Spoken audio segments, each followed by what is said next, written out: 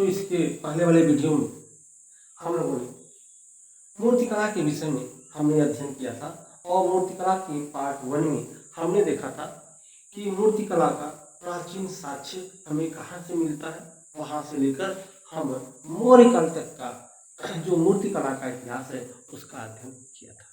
चलिए मूर्तिकला के पार्ट जो 2 है इसमें हम अध्ययन करेंगे। उसके बाद का अर्थात मौर्योत्तर काल में किस तरह से मूर्तिकला का विकास हुआ इसके विषय में हम अध्ययन करते हैं। तो चलिए बच्चों अध्ययन हम प्रारंभ करते हैं। तो अगर बच्चों हम मौर्योत्तर काल में देखें तो मौर्योत्तर काल में प्रारंभ में देखेंगे अर्थात मौर्योत्तर काल का जो प्राचीन साक्ष्य मूर्तिकला का हमें मिलता है बच्चों वह भरहुत, गया और सांची में मिलता है। अर्थात ये जो है भरहुत, गया और सांची ये जो प्रवेश द्वार पर नक्काशी की गई है अर्थात जो इनकी वेष्टियां या जो रेलिंग बनाई गई है उस पर जो मूर्तियां बनाई गई है वह बहुत ही सुंदर बनाई गई है। इसी के आधार पर हम जो है मौर्योत्तर काल का जो मूर्तिकला है उसका प्रारंभ, इसकी शुरुआत इसी भरहुत, गया और सांची से मिलता है। अगर देखा जाए बच्चों भरहुत, गया और सांची इन तीनों में सबसे प्राचीनतम कौन है बच्चों? इसमें सबसे प्राचीनतम भरहुत है और सबसे बाद का कौन है? सबसे बाद का गया है। तो यदि इनका क्रम देखा जाए बच्चों तो इनका क्रम वही है भरहुत, गया और सांची। उत्खनन द्वारा, खुदाई द्वारा ये हमें पता चला कि जो भरहुत है वह जो है गया और सांची से कम विकसित था और सांची आपका जो है भरहुत और गया से अधिक विकसित था, अधिक विकास था इनके प्रवेशद्वार, इनके जो है नक्काशी, इनके रेलिंगों में। तो इसलिए इससे अनुमान लगाया जाता है कि भरहुत जो है आपका सबसे प्राचीन और जो है आपका सांची सबसे बाद का है। अब इसमें क्या हमें मिलता है, इसमें किस तरह का जो है मूर्तिकला हमें दिखाई देता है, इनके निकासियों में, प्रवेशद्वार की जो निकासी है रेलिंगों में किसका चित्र हमें दिखाई देता है? इसमें बच्चों बुद्ध के जीवन से संबंधित हमें जो है चित्र मिलते हैं और बच्चों इसमें बुद्ध की मूर्ति का उल्लेख नहीं मिलता। तो बुद्ध की मूर्ति का उल्लेख नहीं मिलता बच्चों, तो क्या उल्लेख मिलता है? तो उनके चिन्हों का, ठीक है, हमें उल्लेख मिलता है। चिन्ह में क्या है? जो बुद्ध की चिन्ह है उसमें क्या है बच्चों? तो चिन्ह में हमें यह उल्लेख मिलता है उनके जो पद चिन्ह, ठीक है, और रिक्त सिंहासन, चक्र, पीपल वृक्ष आदि के जो है मूर्तिकला जो है भरहुत या गया या सांची की जो प्रवेशद्वार की नक्काशी है या जो रेलिंग पर जो मूर्तिकला बनाई गई है इन्हीं की जो है मूर्तिकला बनाई गई है। बहुत ही सुंदर और प्रभावशाली ढंग से बनाया गया। इसके बाद क्योंकि मौर्योत्तर काल में हम देखेंगे, मौर्योत्तर काल में जो मूर्तिकला का शुरुआत है इन्हीं से होता है, भरहुत, गया और सांची से। उसके मौर्योत्तर काल में बाद में हम देखें तो मौर्योत्तर काल में 2 शैलियों का, मूर्तिकला के 2 शैलियों का निर्माण होता है। एक शैली को हम लोग बोलते हैं बच्चों गंधार शैली और दूसरे को बोलते हैं मथुरा शैली। अगर हम गंधार शैली की बात करें बच्चों तो गंधार शैली इनका निर्माण कहा जाता है कि यह 2वीं शताब्दी ईसा पूर्व में इनका निर्माण हुआ था और कुषाण शासक कनिष्ठ के शासनकाल में इनका बहुत अधिक विकास हुआ, इसका गंधार शैली। तो जो गंधार शैली है बच्चों यह मिश्रित शैली था, मूर्तिकला का मिश्रित शैली था, अर्थात इसमें भारतीय और यूनानी दोनों शैलियों को मिलाकर जो है मूर्तिकला का निर्माण कराया जाता था और इसका जो विषय था वह भारतीय और जो तकनीकी थी इसमें वह यूनानी शैली का प्रयोग किया जाता था। जैसे उदाहरण के रूप में देखें बच्चों, यदि हम गौतम बुद्ध की मूर्तिकला अगर हम देखें गंधार कला में तो कैसे बनाया गया है, क्योंकि जो बुद्ध की मूर्ति बनाई गई है तो बुद्ध की मूर्ति क्या है, यह जो है आपका विषय जो है भारतीय है, अर्थात यह जो बुद्ध क्या है यह भारतीय है। तो विषय तो भारतीय लिया गया लेकिन उस पर जो तकनीकी बनाई गई, जो तकनीकी की गई मूर्तिकला की, ठीक है, वह ग्रीक देवता अपोलो की तकनीकी का प्रयोग किया गया। अर्थात जो गौतम बुद्ध थे उनके सर पर टोपी पहनाई गई, ठीक है, गले में टाई पहनाया गया, कोट और पैंट पहनाया गया और पैरों में जूते पहनाए गए। तो विषय क्या है बच्चों? विषय तो भारतीय है, गौतम बुद्ध है, गौतम बुद्ध का चित्र बनाया इन्होंने, लेकिन तकनीकी किसका प्रयोग किया? ठीक है, टोपी लगा दिया इन्होंने, ठीक है, टाई पहना दिया, सूट और पैंट पहना दिया और पैरों में जूता। तो तकनीकी क्या है? तकनीकी इन्होंने यूनानी तकनीकी का प्रयोग किया और वहाँ का जो देवता थे, ग्रीक देवता अपोलो जैसा, ठीक है, इन्होंने इसका निर्माण कराया, ठीक है। और जो गंधर्व कला है, ठीक है, इसमें देखेंगे आध्यात्मिकता जो है भारत की आध्यात्मिक है, आध्यात्मिकता जिसको बोलते हैं, उसकी भावना का पूरी तरह से, ठीक है, उसमें इसका प्रयोग नहीं किया गया, ये अछूता रहा है। और यह स्लेटी पत्थरों का प्रयोग इसमें किया गया है। और देखेंगे कुषाण शासक कनिष्क तथा भीमकंठ विशेष की भी मूर्तियां मिली हुई हैं, ठीक है, और वह सिर रहित मूर्तियां मिली हुई हैं और इस मूर्तियों में घुटने तक, ठीक है, इनको कोट पहनाया गया है और पैरों में जूते। तो इस तरह से जो है इनका उल्लेख मिलता है। अर्थात जो आपका गंधर्व जो गांधार शैली है, जो गांधार शैली है उसमें आप देखेंगे गांधार शैली में यह यथार्थवादी है, ठीक है बच्चों। तो चलिए हम आते हैं मथुरा शैली, और मथुरा शैली और गांधार शैली एक प्रश्न काफी विवाद का विषय रहा कि बुद्ध की मूर्ति सर्वप्रथम किस शैली में बनाई गई, गांधार शैली में कि मथुरा शैली में, ठीक है। और यह अब बिल्कुल स्पष्ट हो गया है बच्चों कि जो बुद्ध की मूर्ति है वह सर्वप्रथम मथुरा शैली में ही निर्माण किया गया। तो मथुरा शैली की बात करें बच्चों, तो मथुरा शैली जिस तरह से गांधार शैली का निर्माण, ठीक है, गांधार क्षेत्र, ठीक है, पेशावर, पुरुषपुर आदि क्षेत्रों में हुआ, ठीक उसी समय मथुरा में जो है मथुरा शैली का निर्माण हुआ। और कहा जाता है इसका निर्माण पहली शताब्दी के अंत तक जो है हुआ, और कुछ इतिहासकारों ने इनका काल बाद तक जो है मानते हैं। और मथुरा शैली में देखेंगे यह शुद्ध रूप से, ठीक है, यह भारतीय शैली है, अर्थात इसका निर्माण, इसका विषय और तकनीकी दोनों भारतीय, अर्थात इसमें जो बुद्ध की मूर्ति बनाई गई है, ठीक है, विषय भी आपका जो है भारतीय है और जो तकनीकी का प्रयोग किया गया है वह भारतीय ही किया गया है। अर्थात इसमें क्या है कि जो गौतम बुद्ध है, ठीक है, उनके सर पर बाल नहीं है, मुंडन किया गया है, और जो वस्त्र बनाए गए हैं सन्यासी का वस्त्र जो है पहनाया गया है, ठीक है, और प्रभाव मंडल जो है उनका दिखाई देता है, ठीक है, प्रभाव मंडल जो है दिखाई देता है। अर्थात इनके चित्रों में आध्यात्मिकता की भावना जो है हमें दिखाई देती है, ठीक है। और मथुरा शैली में गौतम बुद्ध से संबंधित, ठीक है, मूर्तियों के साथ साथ जैन और हिंदू धर्म की मूर्तियां भी बनाई गई। अगर हम जैन मूर्तिकला की बात करें तो जैन मूर्तिकला में, ठीक है, भी हमें मथुरा शैली में मूर्तियां मिलती हैं।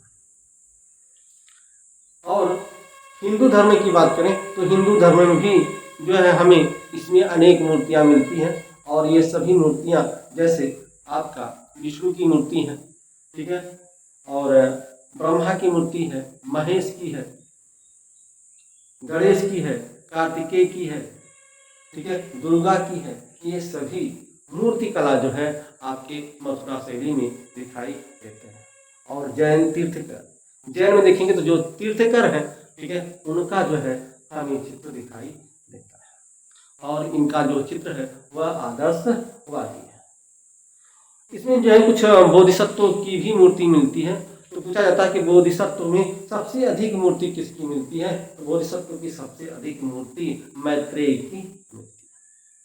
तो इस तरह से हमने देखा मौर्योत्तर काल में तो मौर्योत्तर काल में हमने देखा कि एक भरोत साची, ठीक है, और गया से हम जो है मौर्योत्तर काल में जो प्रारंभिक समय में जो हमें मूर्तिकला का ज्ञान होता है वह यहीं से होता है, और बाद के कालों में हम देखते हैं इसमें 2 शैलियों का निर्माण होता है। तो यह तो रहा बच्चों मौर्योत्तर कालीन मूर्तिकला। अगर हम बात करें गुप्त कालीन मूर्तिकला, तो गुप्त काल में हम देखेंगे एक नागर शैली का आरंभ, ठीक है, इनके मंदिरों में होता है। आगे हम जब इनके मंदिर का निर्माण का अध्ययन करेंगे तब उसमें हम देखेंगे। तो अगर हम देखें तो गुप्त कालीन मूर्तिकला, तो गुप्त कालीन मूर्तिकला की कला की दृष्टि से देखा जाए तो गुप्त काल को, ठीक है, मूर्तिकला के दृष्टि से स्वर्ण काल कहा जाता है, ठीक है। इसमें जो बच्चों गुप्त काल में जो मूर्तिकला बनाई गई, ठीक है, वह मूर्तिकला में अलंकरण नहीं किया गया था, अलंकृत इनको नहीं किया गया था, यह बिल्कुल सादा बनाया गया था। इसलिए देखिए हमने यहाँ पर लिख दिया है, इसलिए यह सुंदर, सरल और संतुलित। और गुप्त काल को स्वर्ण काल कहा जाता है, उसमें अलंकरण का प्रयोग कम किया गया था, एक प्रकार से कहें तो नाम मात्र किया गया था। इसलिए गुप्त कालीन जो मूर्तिकला हमें मिली है, ठीक है, वह जो है सुंदर, सरल और संतुलित मिली है, ठीक है। और गुप्त काल में जो मूर्तियां मिली हैं, सबसे आकर्षित मूर्ति हमें मिली है सारनाथ में, बुद्ध की मूर्ति मिली है। अर्थात सारनाथ में जब बुद्ध ने अपना पहला जो है उपदेश दिया था अपने 5 शिष्यों के साथ, तो इसकी मूर्तिकला, ठीक है, हमें जो है गुप्त काल में मिलती है, जो बहुत ही आकर्षित है। और दूसरा जो गुप्त काल का सर्वश्रेष्ठ जो है मूर्ति मानी जाती है वह है बराह मूर्ति, ठीक है, वह मानी जाती है बराह की मूर्ति। और यह जो है भिलसा के निकट उदयगिरी, भिलसा के निकट उदयगिरी की जो गुफा है बच्चों, उनके प्रवेश द्वार में जो है यह नक्काशी की गई है बराह की मूर्ति की, जो बहुत ही सुंदर और बहुत ही प्रभावशाली बनाया गया है। यह गुप्त काल का सबसे प्रभावशाली, सबसे श्रेष्ठ जो है मूर्तिकला में माना जाता है, ठीक है। तो जो बराह की मूर्ति है बच्चों, यह कहाँ पाया गया, यह भिलसा के निकट उदयगिरी जो गुफा है, ठीक है, उसके प्रवेश द्वार में यह नक्काशी, ठीक है, बराह मूर्ति की गई है, जो बहुत ही सुंदर और प्रभावशाली ढंग से बनाया गया है। इसके साथ हम देखेंगे कि इसमें क्या होता है, शिव का अर्धनारीश्वर स्वरूप, शिव का अर्धनारीश्वर स्वरूप जो है हमें गुप्त काल में ही दिखाई देता है। अर्थात शिव और पार्वती, शिव और पार्वती दोनों का जो है हमें इस मूर्तिकला में दिखाई देता है, ठीक है। अर्थात उनका हमने देखा है अर्धनारीश्वर के रूप में शिव और पार्वती का सर्वप्रथम जो हमें आता है वह गुप्त काल में ही दिखाई देता है, ठीक है।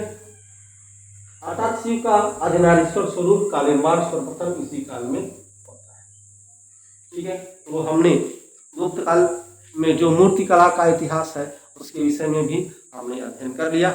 आगे हम लोग चलते हैं बच्चों, तो आता है पूर्व और उत्तर मध्य काल में। पूर्व और उत्तर मध्यकालीन में देखें तो मूर्तिकला संबंधी सिद्धांत निर्धारित हो चुके, इसमें मूर्तिकला से संबंधित सिद्धांत निर्धारित हो चुके थे। अर्थात इसका क्या मतलब बच्चों, अर्थात इसमें जो आपके ब्राह्मण ग्रंथ से संबंधित जो देवी देवता हैं जैसे ब्रह्मा, विष्णु, शिव, ठीक है। अब हम शिव की बात करें तो शिव का मतलब वह त्रिशूलधारी है, ठीक है, जटाधारी है, ठीक है, वह उसमें सर्प है, सर्प से जो है लपटे हुए हैं। अगर हम विष्णु की बात करें तो चक्र है। तो इस तरह से जो है हमें मूर्तिकला का जो है नियम है वह पूरी तरह से प्रमाणित हो गया था, ठीक है। और यदि हम शिव की मूर्ति बनाएंगे तो शिव की मूर्ति कला में हमें डमरू मिलेगा, त्रिशूल मिलेगा, उनकी जटाएं मिलेगी, उसके गले में सर्प लटका हुआ मिलेगा। अगर हम विष्णु की मूर्ति की बात करें तो इसमें क्या होगा, वह शेषनाग पर बैठे होंगे, ठीक है, और चक्र धारण किए होंगे। तो इस तरह से जो है आप देखेंगे इस काल में जो है पूर्व और उत्तर मध्यकालीन में मूर्तिकला संबंधी सिद्धांत निर्धारित हो चुके थे। प्रत्येक देवता का अपना विशिष्ट गुण होता था, मैंने बताया। तो इस तरह से जो है यह स्पष्ट हो गया था किसकी मूर्ति जो है हमें बनानी है, तो उसकी मूर्ति में कौन कौन सा अंग बनाना है। ठीक है, तो इस तरह के जो नियम जो है ये क्या हो गए थे, ये लागू हो चुके थे गुप्त काल नहीं बच्चों, पूर्व और उत्तर मध्य काल में। अब आते हैं पाल कलाकृति।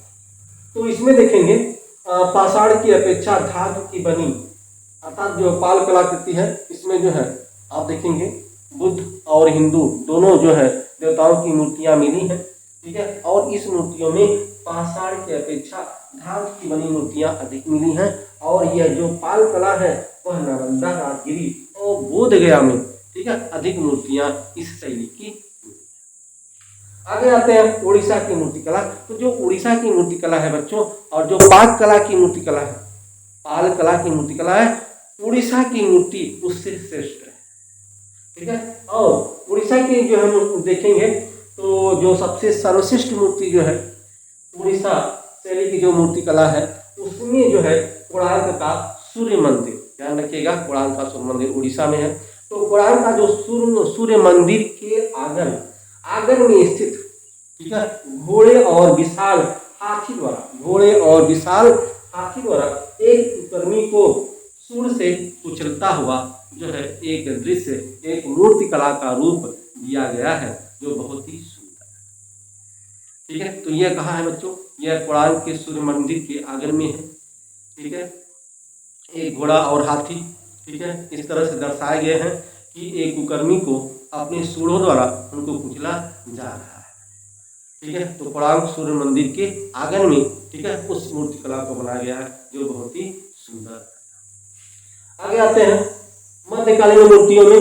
तो एलोरा की गुफा में स्थित कैलाश नाथ मंदिर की मूर्तियां, जिसका निर्माण राष्ट्रकूट शासक कृष्ण प्रथम ने की थी। ठीक है, ध्यान रखिएगा, पूछा जाता है कि कैलाश नाथ मंदिर की मूर्ति का निर्माण किसने किया था, तो किसने किया था बच्चों। ठीक है, यहाँ देखें राष्ट्रकूट शासक कृष्ण प्रथम ने इसका निर्माण किया था। और यह मूर्ति कहाँ पर है, तो ये जो है एलोरा की गुफा में स्थित कैलाश नाथ का मंदिर है जो राष्ट्रकूट शासक कृष्ण प्रथम ने। एलिफेंटा की गुफा में भी हमें इस तरह की जो है सुंदर और आकर्षित मूर्ति कला दिखाई देती है। चोलकालीन अगर हम मूर्ति कला की बात करें तो चोलकालीन मूर्ति कला में सबसे सुंदर, जो सबसे अच्छा और सबसे प्रभावशाली जो हमें मूर्ति दिखाई देती है वह कांसे की बनी नटराज की मूर्ति। ध्यान रखिएगा, कांसे की बनी नटराज की मूर्ति किस शासक कालीन है, जो है चोलकालीन में यह बनाया गया था, कांसे की बनी नटराज की मूर्ति। अब आए विजयनगर में। तो विजयनगर में जो है हमें देखेंगे राजा रानी की मूर्ति मिली है। विजयनगर में राजा रानी की मूर्ति मिली है। कौन है राजा और कौन है रानी, तो यहाँ देखते हैं कृष्णदेवराय राजा की भूमिका में है और उनकी दो पटरानियां थी। उन दोनों पटरानियों का जो है यहाँ पर चित्र मिलता है। ठीक है, अब यह कहाँ पर है, अब यह जिस समय भी ये स्थित है, अब कहाँ है, तो अब ये देखिए तिरुवल्लाई के एक मंदिर में स्थित है। तो विजयनगर का सबसे प्रमुख और सबसे प्रभावशाली जो हमें मूर्तियां मिलती हैं वह राजा रानी की मूर्ति मिलती है। राजा का मतलब कृष्णदेवराय और रानी का मतलब उनकी दो पटरानियों की मूर्तियां हमें मिलती हैं। और इसमें अब तिरुमलाई के एक मंदिर में स्थित है। इस तरह से बच्चों हमने मूर्ति कला के विषय में, ठीक है, अध्ययन किया, उनके इतिहास के विषय में अध्ययन किया। और क्योंकि यह मूर्तिकला का इतिहास लंबा था इसलिए मैंने इसकी दो पार्ट में विभाजित करके इसका अध्ययन किया, पार्ट 1 और पार्ट 2। तो पार्ट 1 में मूर्तिकला का जो है प्रथम साक्ष्य हमें कहाँ से मिलता है, वहाँ से लेकर हम जो है मौर्य काल तक का इतिहास पार्ट 1 में देखा। और पार्ट 2 में हमने क्या किया, मौर्योत्तर कालीन मूर्तिकला को लेकर जो है यहाँ तक कि हम इतिहास को पार्ट 2 में विभाजित। और मैंने जो है बच्चों इस ब्लैक बोर्ड पर हम लिख देते हैं, इसलिए लिख देते हैं बच्चों कि जो है आप स्क्रीनशॉट लेकर इसका जो है नोट्स आप बना सकें, शॉर्ट नोट्स बना सकें। तो बच्चों यदि आप स्क्रीनशॉट लेना चाहते हैं इसका स्क्रीनशॉट। चलिए बच्चों मिलते हैं हम अगले टॉपिक के साथ। तब तक के लिए बच्चों